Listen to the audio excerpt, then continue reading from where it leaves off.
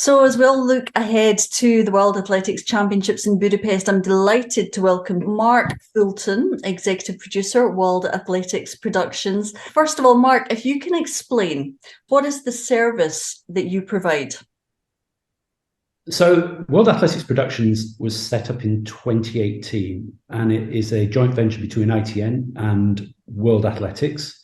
And it was set up primarily to get some consistency with athletics coverage across World Athletics Series events. Now, obviously, the main one is the World Championships, but it goes right the way from race walking, cross country, under 20s, across the whole gamut of events. Now, what we do is we start off with a production plan right at the very beginning, where we look at camera positions, we look at commentary positions. We have about 10 feeds that are covering every event. From track events to horizontal jumps, vertical jumps, shot put, long throws, and marathon race walks. So everything is shown live. What we then do is that we feed all this coverage to rights holders.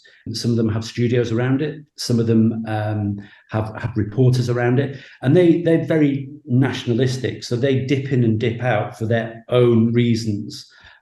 So everything is available to a broadcaster. One of the things that we've been really excited about that we rolled out in Oregon was a thing called the rolling content feed. And our whole thing is about the story of the athletes. It's about the journey of the athletes when they arrive at the stadium to when they leave the stadium. It's not just the story of when they enter the arena and when they start to jump or when they start to throw or when they start to run. It's a whole sort of rounded story.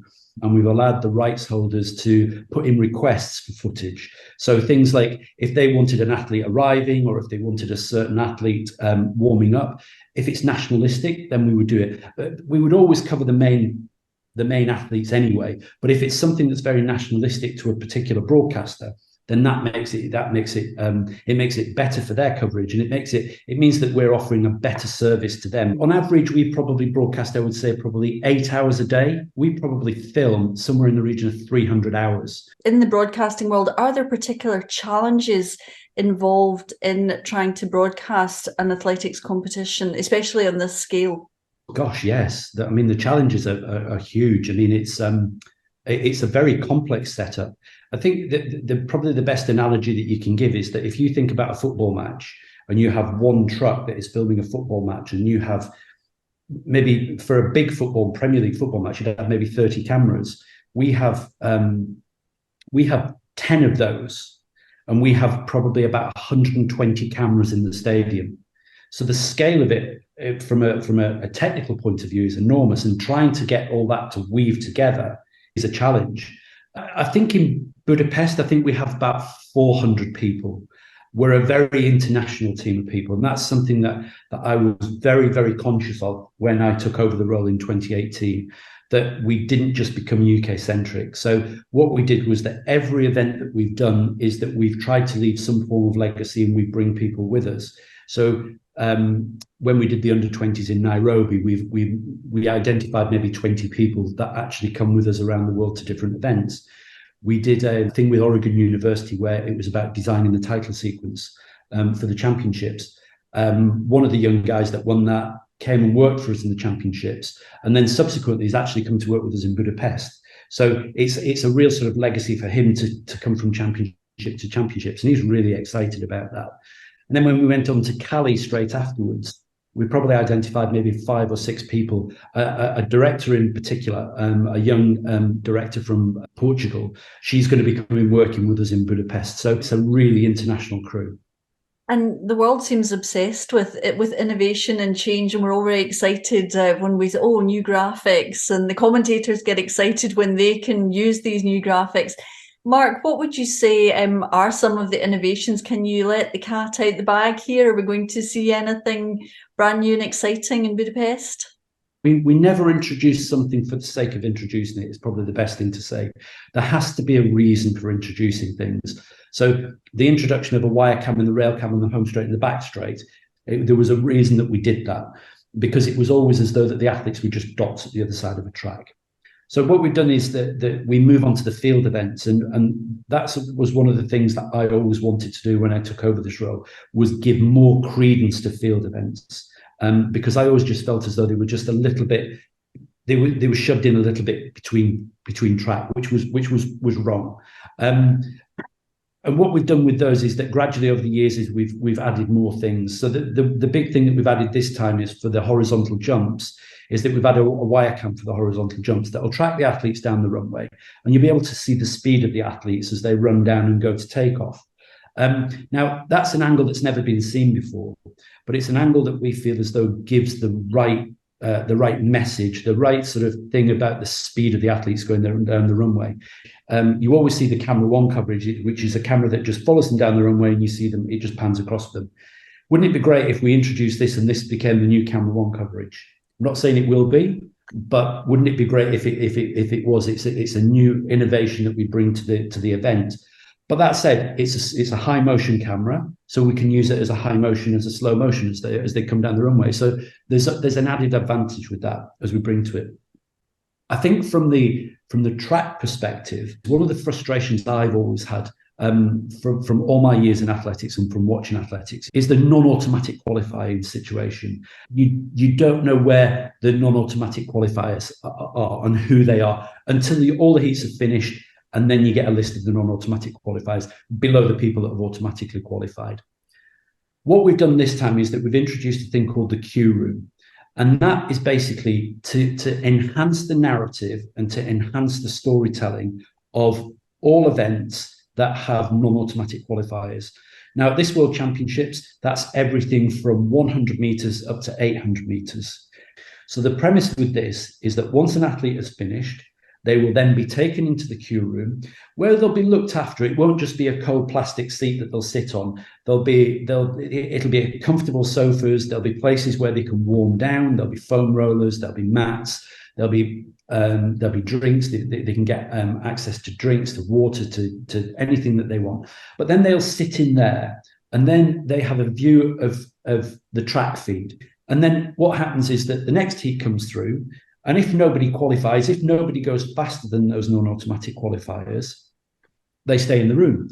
If somebody does go faster, they move out and then somebody else moves in. It sounds quite brutal, but I think that it's our take on reality television, if you like, because what we'll do is that we'll have the cameras in there filming them. Yes, there's always disappointment, and yes, there'll be people that will be overjoyed to qualify. But we've always said from the beginning, we'll be there when you win and we'll be there when you lose. I'm interested what you're saying about Budapest and kind of the look and the feel of it, because a year ago, just now, we were in Tracktown, USA, which was absolutely iconic.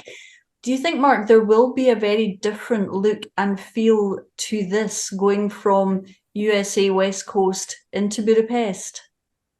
I think so, yeah. I think we're from a broadcast perspective, we're back into a much more traditional stadium. I think the issue with and listen, the World Championships in Oregon were phenomenal. I mean, they really were. Some of the performances were just off the scale. I think because everything was so condensed in such a small area, everything was inside the track. You could almost touch the athletes from the front row of the seats.